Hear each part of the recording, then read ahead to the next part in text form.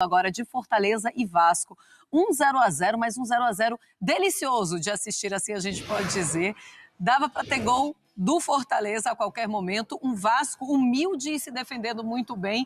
E foi 0-0 que o Vasco saiu feliz desse jogo, Zupa? Ah, saiu, especialmente pelo primeiro tempo. O primeiro tempo o Vasco foi bem inferior ao Fortaleza.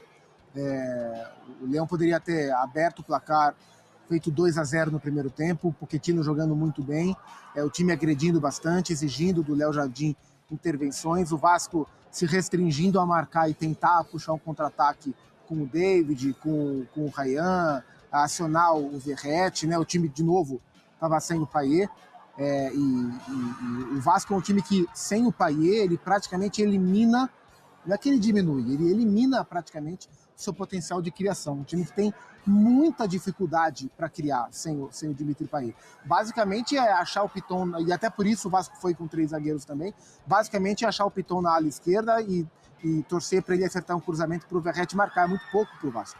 Então o Fortaleza teve muito volume, a gente está vendo aí chances no primeiro tempo. Na segunda etapa o Vasco conseguiu equilibrar um pouco mais o jogo, o Fortaleza baixou o seu volume ofensivo, foi um segundo tempo um pouco mais equilibrado nesse sentido, mas o 0-0 ficou bom para o Vasco, pelo que foi o jogo, e especialmente pelo fato de ser uma eliminatória, e o Vasco decidir dentro de casa. Embora o Vasco fosse do pote 2 e o Fortaleza do pote 1, é sorteio, né? Então não tem vantagem do pote 1 para o pote 2. Então o Vasco teve essa sorte de no sorteio decidir em casa, e pelo que foi o jogo, levar o 0-0, tá bom. Mas o Vasco tem que melhorar, né? Porque senão lá no Rio de Janeiro o Fortaleza vai continuar sendo favorito, né? Mas pro Vasco foi bom. Aí, Capita, a gente tem um Vasco que levou 4-0 do Criciúma, cai técnico, vem aquela confusão e tal. Na cabeça do jogador, quando você vai jogar Fortaleza fora, nesse tipo de contexto, precisando ficar vivo, 0-0, até sem contar o roteiro. Quando a gente vê o roteiro ainda como foi, é para voltar sorrindo? Eu acho que o 0-0, Felipe, é até mais do que o esperado para esse Vasco. Eu acho que o Vasco queria sair de Fortaleza vivo, né? 1-0 tava vivo. 1-0, exatamente. Aí levar para dentro de São Januário e o apoio do torcedor, apesar que, né, o último jogo dentro de casa foi terrível para o vascaíno. O momento do Vasco é muito complicado, né? A questão de gestão, mudança de treinador, o Vasco não joga bem. Hoje, assim, o Zupac falou com relação ao Payet, a falta que ele faz, mas hoje, assim, dificilmente a gente ia olhar para o Vasco e ver um time com um mínimo de criação, né? Porque o Vasco veio com uma linha de 5 defensores, 2 volantes, né? Para realmente travar as jogadas do Fortaleza e 3 atacantes. Então, em muitos momentos, principalmente no primeiro tempo, existia um vazio no meio-campo. Era um time que tinha 3 homens na frente para em algum momento tentar um contra-ataque e o restante tentando se defender ali, criar dificuldades para o Fortaleza. Então é um resultado que o Vasco tem que comemorar muito pelo que foi o jogo e por ter essa possibilidade de levar o jogo, esse resultado para São Januário, e depende das suas forças aí, com o apoio do seu torcedor, para tentar essa classificação. Olha aí, então, os números de Fortaleza e Vasco. Vocês não assistiram pelos números, vocês conseguem ter uma ideia.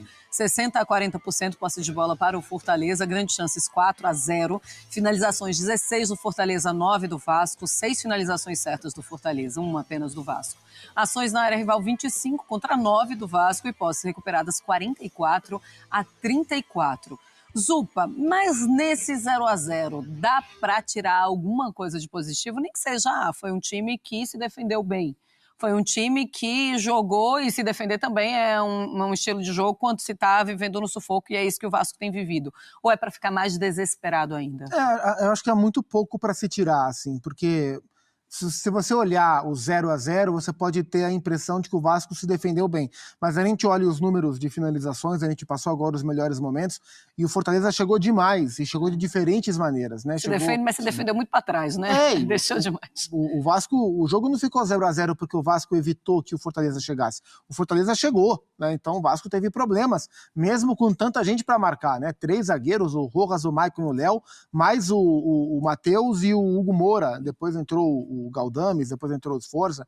O Vasco foi reforçando o seu setor de meio campo, também porque não tem jogadores para executar o outro papel do meio campo. Já que não tem, bota a galera lá para trás, né? Então, assim, a evolução coletiva do Vasco, a gente falava sobre isso no Corinthians, ela é uma evolução muito tímida. Ela era, claro, o Rafael, que é o técnico do Sub-20, não tem nada a ver com isso, mas já era com o Ramon Dias um time que evoluía muito pouco.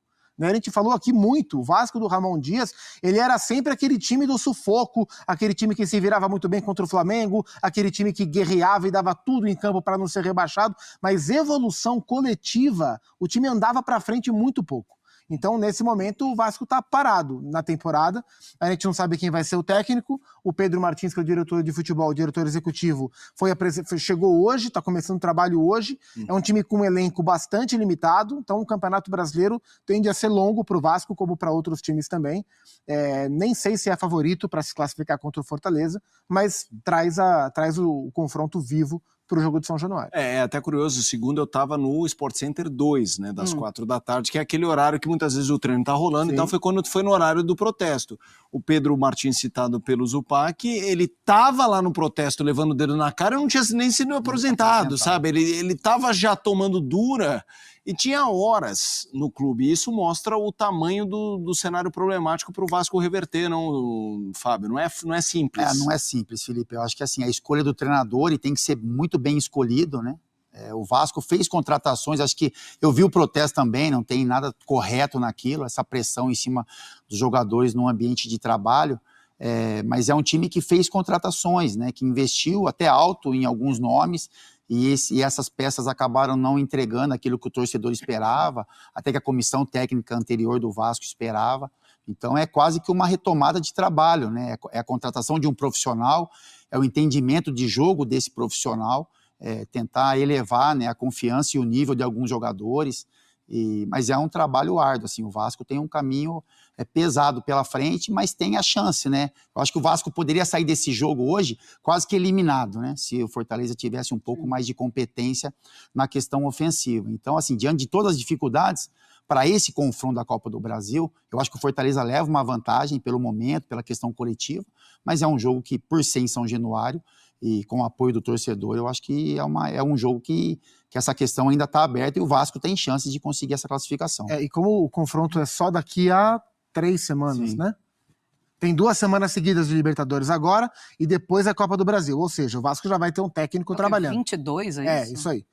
Daqui a 3 semanas. O Vasco já vai ter um técnico trabalhando. Então, talvez um técnico, ainda que com pouco tempo de trabalho, já tenha conseguido, nem que seja no primeiro impacto, né, naquele efeito imediato de uma chegada de técnico, trazer algum tipo de acréscimo de padrão, especialmente ofensivo, para o time do Vasco, e isso aumente as chances do Vasco para o jogo da volta, porque nesse cenário, o Fortaleza, embora o Fortaleza viva um acúmulo de competição muito grande, porque a Copa do Nordeste não acabou ainda, né? Tem muita...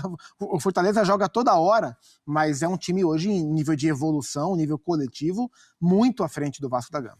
O Fortaleza é favorito, muito favorito. Favorito. Favorito. Fábio? Eu não coloco muito favorito pela questão do São Januário. Eu acho que é uma atmosfera que pode atrapalhar o Vasco, né? Se de repente com a maneira como o jogo se inicia, mas que a tendência é pelo menos um Vasco brigador, né? Um Vasco que vai buscar criar algumas possibilidades. Eu vejo o Fortaleza como favorito. Pelo jogo ser no Rio de Janeiro, eu não coloco esse favoritismo muito lá em cima. Acho que tem jogo. Tá. Você estava falando aí do novo treinador, que deve estar com o novo treinador, então, nesse jogo da volta contra o Fortaleza pela Copa do Brasil. Vamos ver o Rafael Paiva, o que é que ele falou depois dessa partida? Vamos lá. Jogo muito difícil, a gente já sabia da dificuldade que ia ser. Eu acho que o mais importante é a resposta que os jogadores deram em campo. O time lutou muito, brigou muito, tentamos jogar, a ideia não era só ficar defendendo, não, mas é muito difícil jogar contra o Fortaleza aqui. E diante de todas essas dificuldades, eu acho que a gente respondeu bem. Acho que a gente está vivo no jogo de volta e a gente vai se organizar melhor para a gente conseguir um jogo mais equilibrado, um jogo mais ofensivo, mas diante da circunstância de jogar aqui, da dificuldade, eu achei que o grupo respondeu muito bem e está de parabéns. Primeiramente, é um prazer poder estar sentado aqui, poder dirigir esses jogadores tão vitoriosos, né? Para mim é um prazer enorme. Sabia da dificuldade, a gente estava na véspera de uma final da Copa Rio contra o Flamengo Sub-20 e eu acho que a gente tem que estar preparado. A gente tem que estar preparado para esses momentos. Já conhecia bem o grupo, já conhecia os jogadores, já sabia do perfil dos jogadores. Então, por maior que seja o desafio, é um bom desafio. É onde a gente quer estar, é onde a gente trabalha tanto para chegar. E estou muito feliz pela resposta dos atletas, pelo jogo e é um prazer enorme poder representar o Vasco e ajudar o Vasco. Primeiramente, é um prazer receber o elogio do Maicon, né? Um jogador vitorioso, uma liderança dentro da equipe e me recebeu bem, assim como todo o grupo, então é um prazer enorme. Muito feliz, né? Pela receptividade dos atletas. A ideia foi a gente ter os atacantes que a gente estava tendo nos últimos jogos, era tentar jogar um pouco mais, mas sabíamos que a gente tinha que defender muito bem, né? Defender muito bem os corredores e a ideia foi tentar em algum momento ter uma transição mais forte, conseguir atacar o espaço nas costas do Fortaleza. A gente não foi tão eficiente na transição, muito pelo mérito do Fortaleza, mas a ideia era competir, era sair com um bom resultado, mas tentar a vitória o tempo todo. Gosto muito, acredito muito no jogo ofensivo, né, na formação dos atletas, em ser um jogo propositivo. Acredito que isso faça com que os atletas se desenvolvam mais, mas o contexto é completamente diferente, né? Pegar uma equipe que a gente precisava se organizar contra a forte equipe do Fortaleza. Sofremos, falei muito, para aprender a sofrer sem tomar gol, né? Acho que isso é muito importante, independente da categoria, se é profissional, categoria de base. Vamos lá. Não, pode pegar. Vamos falar sobre essa questão do comando do Vasco, porque hoje teve na notícia do Fábio Carille. Carille, técnico do Santos, ter sido procurado pelo Vasco, representante do Fábio Carille, procurado por representantes... Olha só, André, que fúria aqui no estúdio, pronto para a linha de passe. Que visual. Até me atrapalhei aqui. Vamos seguir. O Vasco da Gama procurou representantes do Fábio Carille. O Fábio Carille disse que iria estudar, a informação é essa, a informação da ESPN de que ele iria estudar, mas que ele está muito adaptado à cidade de Santos e ao trabalho, muito conectado ao trabalho do Santos, que é bom, foi bom no Paulista, começou bem na Série B no sentido de classificação. O que você acha desse noticiário? Você tá com uma cara marota, Zupac. Uma rápida brincadeira. Que 10 dias antes do Fábio Carille ser contratado pelo Santos, a gente fez aqui um bola da vez com ele, e ele estava feliz da vida que tinha renovado com o Japão, que bancou ele. Muito feliz aqui, tô adorando, a cidade é boa, o presidente gosta de mim, vão construir um estádio novo, tô muito bem aqui. Passou 10 dias, ele não pagou a multa, foi-se embora, não tinha mais nada, veio pro Santos. Mas tá claro. Sabe o que eu lembrei também? 2018, lembra do caminhão de dinheiro? Só saiu com o caminhão de dinheiro. Saiu do Corinthians com um caminhão de dinheiro. O caminhão chegou. Chegaram os 2 caminhões de dinheiro e ele falou, olha, eu sinto muito, mas eu vou precisar ir. Mas assim, é muito verdade que o Fábio é um cara muito identificado com o Santos. Embora ele tenha construído a carreira no Corinthians, isso ele também nos disse aqui na visita, em on e em off, que ele tem um carinho muito grande pelo Santos e é um trabalho bem tocado. Até imagino que nesse momento o Vasco, através da 777, tenha um potencial para fazer uma oferta maior do que ele recebe hoje no Santos.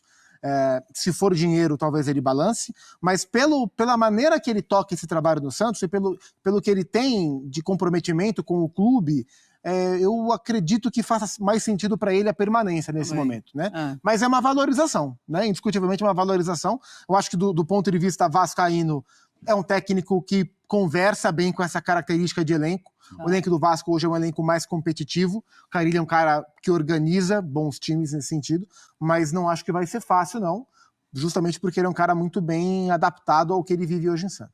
Fábio, é aquele momento, então, que o Carille tem que pensar, aguentar, olhar para o Santos, olhar para o trabalho que ele tem feito e falar, deixa eu aguentar aqui minha Série B, deixa eu subir com esse time, porque muitas coisas boas acontecem também em um momento como esse. Aguentar o processo da Série B, porque nada mais é do que isso para o Santos, porque a gente sabe o tamanho do Santos, e a gente sabe que o Santos pode produzir, e a gente imagina que o Santos esteja na Série A no ano que vem. Não, é isso, Marcela. Tem essa questão de Série A e Série B, né? Porque o Santos é um time da Série A com uma história gigantesca, mas que vive esse momento, né, de competição. Acho que o trabalho dele vai ser muito mais tranquilo se permanecer no Santos, né? Eu acho que essa é uma questão.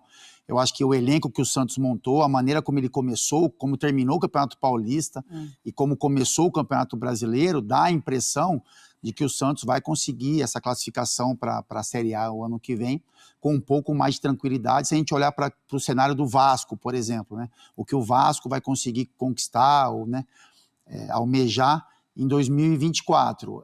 Mas tem essa questão de Série A, as competições que o Vasco disputa. Eu particularmente acho que seria correto e interessante para o Carille a permanência no Santos. Mas tem uma questão profissional, tem uma questão financeira envolvida, a gente não sabe, né, os valores que estão sendo tratados.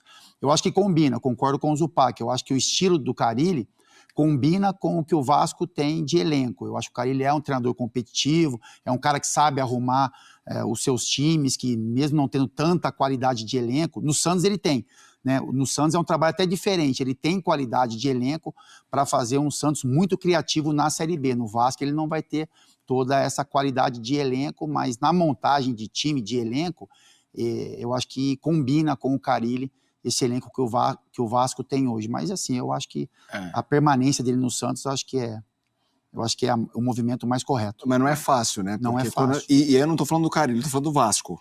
Imagina, a situação não é fácil. Sim. Todo mundo que receber a proposta vai avaliar o todo. Não vai ser assim, o elenco é bom. Mas o elenco é bom, uma torcida tá pé da vida, dedo na cara, é ameaça. E então, é mais do que isso, né? O Vasco hoje é um clube que a gente não tem a real noção do nível de organização. Sim. É uma SAF que todo mundo tem um pé atrás. Ótimo ponto. Né? Trocando a diretoria executiva.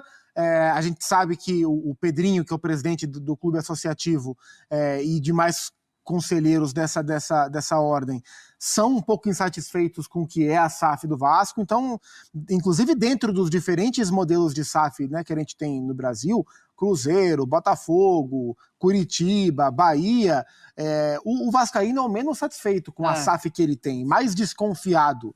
Inclusive com motivo, né, Zupa? Com motivos, né? A gente vê as demais gestões da 777 ao longo do mundo, ao redor do mundo, e vários pontos várias interrogações, né? Sim. Quanto ao modelo de gestão.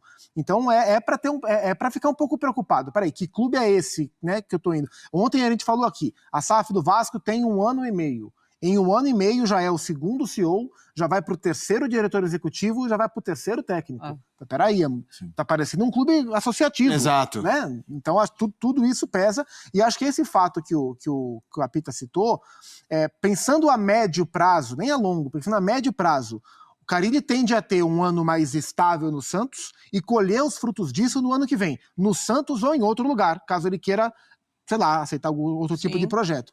No Vasco, a tendência é de turbulência pelo atual momento, né? E pode até cair com o Vasco, imagina, uma queda, né? Então, assim, não é só dinheiro e não é só Série A versus Série B. Tem uma questão de estabilidade em cima da mesa aí, para se discutir. Eu acho que isso vai encaminhar a decisão do Fábio. E é uma gestão assim muito afastada, né? Mas ainda assim é o Vasco. Claro. Sim, assim não, é o Vasco, uma o tamanho tradição, desse time. Assim.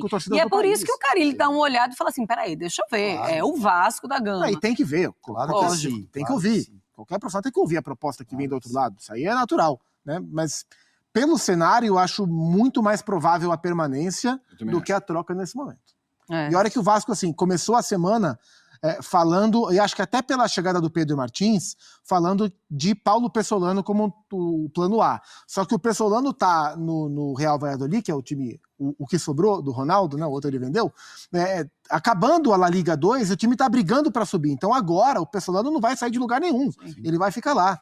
Então, assim, se de fato o Pessolano era o nome A da lista, e se de fato o Fábio Carille for o nome, a letra B dessa lista aí, o Vasco vai ter que pular para uma terceira, para uma quarta opção, porque não tá fácil, e de fato não tá fácil encontrar técnicos disponíveis no mercado. Tá aí o São Paulo, que foi buscar o Zubeldia, que estava de férias depois da LDU. E não é fácil mesmo, e o Vasco vai ter que quebrar a cabeça para encontrar um bom nome. Você queria concluir? Não, só ia concluir assim que o que chama atenção é que essa gestão do Vasco ela é muito afastada, né? Acho que até o torcedor, se ele quiser cobrar alguém, ele não consegue. O máximo que ele faz é pichar um muro, é deixar um recado. É diferente de outras gestões, né? Por exemplo, a do Ronaldo. O Ronaldo estava presente, o Ronaldo era cobrado, né? Tinha um contato ali, pelo menos visual, né? De você fazer algum tipo de reclamação. Com o Textor é a mesma coisa. O Textor se envolve com o clube, ele erra, ele acerta, mas ele se posiciona, ele bota a cara. O Vasco não, né? O Vasco é uma questão um pouco diferente, é tudo muito distante, e isso acaba criando uma distância entre todos os setores, né? Se você não tem uma diretoria presente, isso acaba tendo um reflexo dentro da comissão técnica, dentro do dia a dia dos jogadores, enfim. Então é uma rota que precisa ser corrigida, né? Porque a gente, assim, o caminho que o Vasco vem traçando e a gente olhando para um futuro é algo preocupante para o torcedor vascaíno. André Hernan aponta Vasco de olho em trazer Carille do Santos. Fala família Cruz Maltina. Se você não quer perder nenhuma notícia do nosso Vascão em primeira mão, já se inscreve nesse canal agora. Após a partida de Ramon Dias, o Vasco se vê em uma corrida frenética em busca de um novo comandante para sua equipe. Entre os nomes ventilados, destaca-se Fábio Carille, atualmente no Santos. Segundo o renomado jornalista André Hernan, o gigante da colina tem os olhos fixados em Carille para liderar a equipe durante o restante do Brasileirão Série A. O clube estaria disposto a oferecer um contrato de 3 anos ao treinador, cujo perfil é considerado ideal pela alta cúpula vascaína para enfrentar a pressão crescente no ambiente. O GE, por sua vez, confirma esse interesse e relata que o Vasco entrou em contato com o staff de Carille, especialmente com seu empresário, Paulo Pitombeira, para sondar a possibilidade de o técnico deixar a Vila Belmiro rumo a São Januário. No entanto, fontes próximas à direção esportiva do clube negam qualquer contato. Do lado de Carille, o técnico foi informado sobre o interesse do Vasco em contratá-lo, mas parece relutante em deixar o Santos. De acordo com informações do portal, ele tende a declinar das propostas para se concentrar no comando santista durante o Brasileirão Série B, onde foi chamado para tentar levar o time de volta à Série A. Com o moral elevado após o vice-campeonato paulista e 2 vitórias iniciais na Série B, Carille estaria se sentindo confortável no ambiente do Peixe e não demonstrou, pelo menos por enquanto, interesse em se transferir para outro clube. Assista esse vídeo que está aparecendo em sua tela e fique atualizado com as últimas notícias do nosso gigante da colina. Até a próxima!